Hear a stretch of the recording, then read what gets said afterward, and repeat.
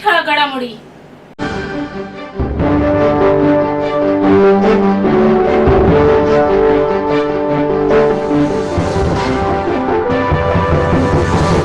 भारतीय प्रजासत्ताक दिनाचा 74वा वर्धापन दिन ठाणे महानगरपालिकेच्या वतीने मोठ्या उत्साहात साजरा करण्यात आला. महापालिका मुख्यालयाच्या प्रांगणात आयुक्त तथा प्रशासक अभिजित बांगर यांनी राष्ट्रध्वज वंदन केले. यावेळी ठाणे महानगरपालिकेचे सुरक्षा दल, अग्निशमन दलाचे जवान व आपत्ती व्यवस्थापन दलाच्या जवानांनी राष्ट्रध्वजाला मानवंदना दिली. ध्वजवंदन सोहळ्यानंतर ठाणे शहराच्या स्वच्छतेसाठी योगदान देणाऱ्या ठाणे महापालिकेच्या सफाई कर्मचाऱ्यांचा गुणवत्ता कामगार पुरस्कार देऊन आयुक्त अभिजित बांगर यांनी सत्कार केलाय. सुनीता खरे, भाग्यश्री कोचकर, अनिता काशीत, प्रतिभा जाधव, नंदा कारंडे, पोपट वागचौरे, मच्छिंद्र बेडेकर, राजेंद्र मालुसरे, हरिचंद्र खुराडकर, सुजित कुमार वाल्मिकी या सफाई कर्मचाऱ्यांचा गौरव करण्यात आला. तसेच सुयोग पद्धतीने कचरा वर्गीकरण करणाऱ्या ठाण्यातील Virat society, Regency Height society, ॲक्लोड सोसायटी आणि कोरस टॉवर कॉम्प्लेक्स या 4 गृहनिर्माण संस्थांचाही या प्रसंगी आयुक्त अभिजित बांगर यांच्या हस्ते गौरव करण्यात आला. यावेळी ठाणे महानगरपालिकेचे अधिकारी, कर्मचारी व लोकप्रतिनिधी मोठ्या संख्येने या सोहळ्याला उपस्थित होते. राज्य शासनाकडून व जिल्हा प्रशासनाकडून तसेच ठाणे जिल्ह्यातील सर्व शासकीय विभागांकडून नाविन्यपूर्ण उपक्रम योजनांच्या माध्यमातून ठाणे जिल्ह्याचा सर्वांगीण विकास साधण्याचा प्रामाणिक प्रयत्न केला जाईल. यासाठी लोकप्रतिनिधी व प्रशासन मिळून एकजुटीने लोकाभिमुख काम करतील असा विश्वास राज्याचे शालेय शिक्षण मराठी भाषा मंत्री दीपक केसरकर यांनी ठाण्यात व्यक्त केला. 74व्या भारतीय प्रजासत्ताक दिनाचा मुख्य शासकीय सोहळा साकेत पोलीस परेड मैदान येथे संपन्न झाला. यावेळी शालेय शिक्षण मंत्री दीपक केसरकर यांच्या हस्ते राष्ट्रीय ध्वज फडकवण्यात येऊन त्यास सलामी देण्यात आली. त्यावेळी ते बोलत होते. यावेळी ठाणे जिल्हाधिकारी अशोक शिंगारे, ठाणे महापालिका आयुक्त अभिजित बांगर, ठाणे पोलीस आयुक्त आशुतोष डुमरे, पोलीस सह आयुक्त दत्तात्रय कराळे, विशेष महानिरीक्षक प्रवीण पवार, जिल्हा पोलीस अधीक्षक विक्रम देशपांडे, अप्पर पोलीस आयुक्त डॉक्टर महेश पाटील आदी यावेळी उपस्थित होते. दीपक केसरकर पुढे म्हणाले की विविध धर्म, भाषा, प्रांत, संस्कृती जोपासणाऱ्या भारतीयांचा जगातील सर्वात मोठी लोकशाही असणारा आपला भारत देश भारतीय संविधानातील मूळ तत्वे, संविधानिक हक्क आणि कर्तव्य, स्वातंत्र्य भारताच्या नागरिकांना संस्कारित करणारे आहेत. आपण साजरा करीत असलेला प्रजासत्ताक दिन हा लोकशाहीचा उत्सव असून विविध प्रयत्नांमुळे आपली लोकशाही अधिकाधिक मजबूत होत आहे. सर्व मतदारांनी राष्ट्रीय कर्तव्य भावनेतून मतदानात सहभाग घेणे आवश्यक आहे. तसेच स्वतःबरोबर इतर सहकाऱ्यांनाही मतदानाच्या कर्तव्यासाठी प्रोत्साहित करणे आवश्यक आहे. पंतप्रधान नरेंद्र मोदी, राज्याचे मुख्यमंत्री एकनाथ शिंदे आणि उपमुख्यमंत्री देवेंद्र फडणवीस, अजितदादा पवार यांच्या कुशल नेतृत्वाखाली आपले राज्य विविध आघाड्यांवर मार्गक्रमण करीत आहे. समाजातील शेतकरी, कामगार, कष्टकरी, व्यापारी, व्यावसायिक, नोकरदार अशा विविध घटकांच्या विकासासाठी शासन कटिबद्ध आहे असेही ते म्हणाले. त्यानंतर पोलिसांनी शानदार संचलन सादर केले. बिहारमधील 15 वर्षाच्या मुलीला ठाण्यात आणून तिला 5 लाखात विकण्याचा डाव ठाणे गुन्हे शाखेने उधळून लावलाय. पोलिसांनी वेषांतर करून वाघे एस्टेट परिसरात आरोपीच्या मुसक्या आवळल्या. ठाण्यातील वाघे एस्टेट येथील रस्ता क्रमांक 16 येथे एका हॉटेलमध्ये पीडित मुलीचा सौदा करण्यात येणार असल्याची गोपनीय माहिती गुन्हे शाखेच्या पथकाला मिळाली होती. त्यानुसार पोलिसांनी अत्यंत शिताफीने हॉटेल भोवती सापळा रचून आरोपी श्रवणकुमार चौधरी याला अटक केले. ही मुलगी बिहार येथे राहणारी असून तिला कामाला लावण्याच्या बहाण्याने थेट ठाण्यात आणले.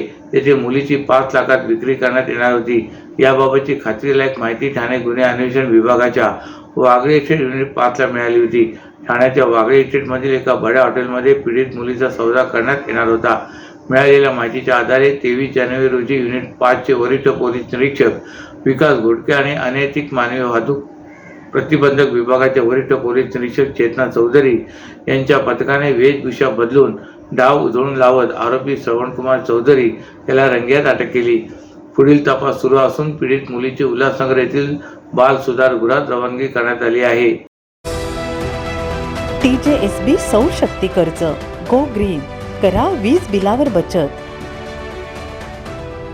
आकर्षक व्याजदर, 84 महिने परतफेड कालावधी, 80% लोन, व्यावसायिक आणि उद्योजकांकरता सुद्धा. अधिक माहितीसाठी तुमच्या जवळच्या शाखेला भेट द्या किंवा संपर्क साधा.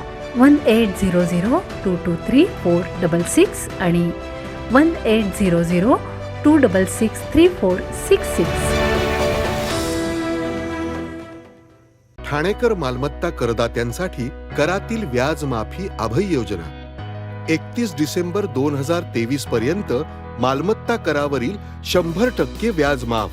तसेच 1 जानेवारी ते 15 जानेवारी 2024 या कालावधीमध्ये मालमत्ता करावरील 75% व्याज माफ. त्याचप्रमाणे 16 जानेवारी ते 31 जानेवारी 2024 या कालावधीमध्ये मालमत्ता करावरील 50% व्याज माफ. तरी सदर व्याज माफीच्या अभय योजनेचा ठाणेकर करदात्यांनी लाभ घ्यावा.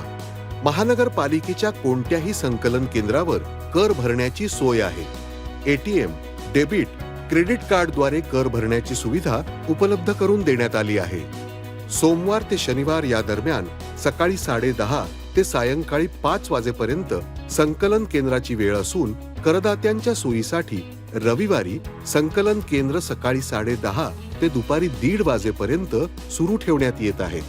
यासोबतच ठाणे महानगरपालिकेच्या propertytax.thanecity.gov.in या संकेतस्थळावर ऑनलाईन पद्धतीने मालमत्ता कर भरण्याची सुविधा उपलब्ध करून देण्यात आली आहे. तसेच गुगल पे, फोन पे, पेटीएम आणि भीम ॲपद्वारे आपला कर सुलभतेने जमा करू शकता. ठाणे महापालिका क्षेत्रातील सर्व करदात्यांना विनंती आहे की आपण या व्याज माफी अभय योजनेचा जरूर लाभ घ्या आणि आपला मालमत्ता कर लवकरात लवकर महापालिकेमध्ये जमा करून महापालिकेस सहकार्य करा. धन्यवाद. ठाण्यातील अनेक शाळांच्या परिसरात पान टपऱ्यामधून गुटखा, सिगारेट, तंबाखूजन्य पदार्थांसह ड्रग्जची विक्री होत असून शालेय विद्यार्थी या पदार्थांच्या आहारी जात आहेत.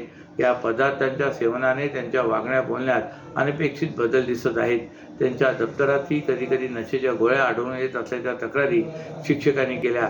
ड्रग्जच्या दुष्परिणामाबाबत जनजागृती आणि ड्रग विक्रीला प्रतिबंध करण्यासाठी बुधवारी ठाण्यातील महाजनवाडी येथील एका सभागृहात ठाणे शहरातील शाळा कॉलेजचे प्राचार्य, मुख्याध्यापक, क्लासचे संचालक आणि सामाजिक संस्थांच्या पदाधिकाऱ्यांचे चर्चासत्र आयोजित करण्यात आले होते.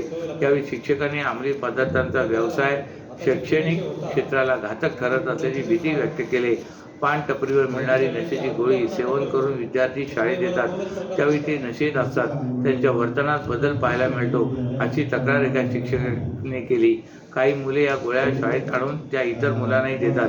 त्यामुळे मुले अंमली पदार्थांच्या आहारी जात असून अभ्यासाकडे त्यांचे पूर्णतः दुर्लक्ष होत आहे.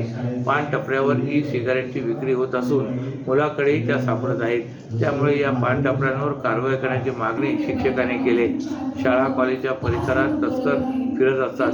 MD ड्रग्ज, सिगारेट, गुटख्याच्या पुड्या, तंबाखूजन्य पदार्थ याची विक्री होत आहे.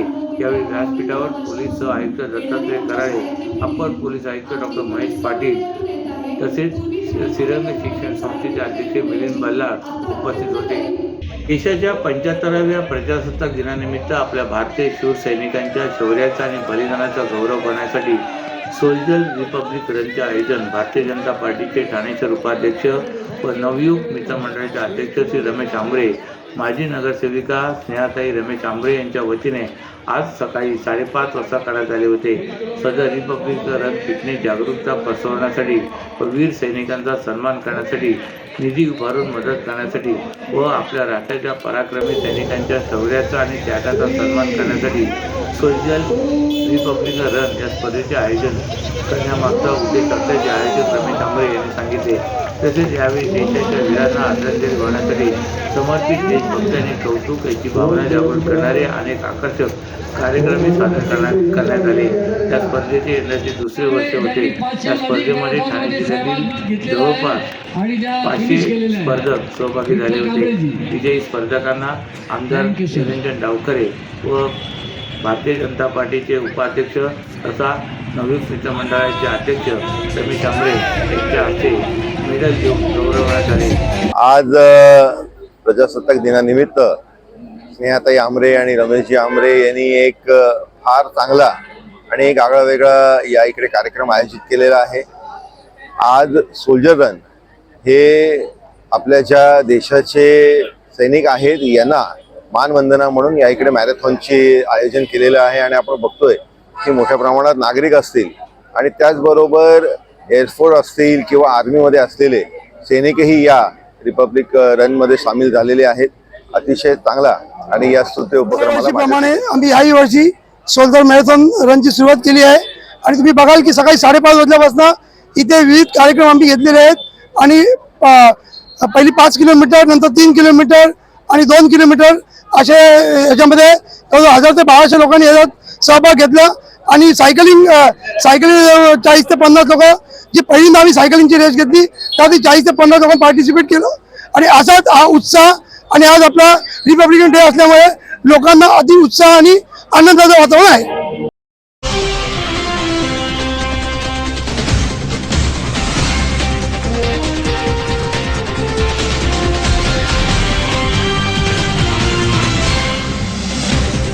तर या होत्या आजच्या काही ठळक घडामोडी. तर पुन्हा भेटू याच वेळी याच ठिकाणी. ठाणे दर्पण या वृत्तवाहिनीचे प्रसारण YouTube वर पाहायला विसरू नका.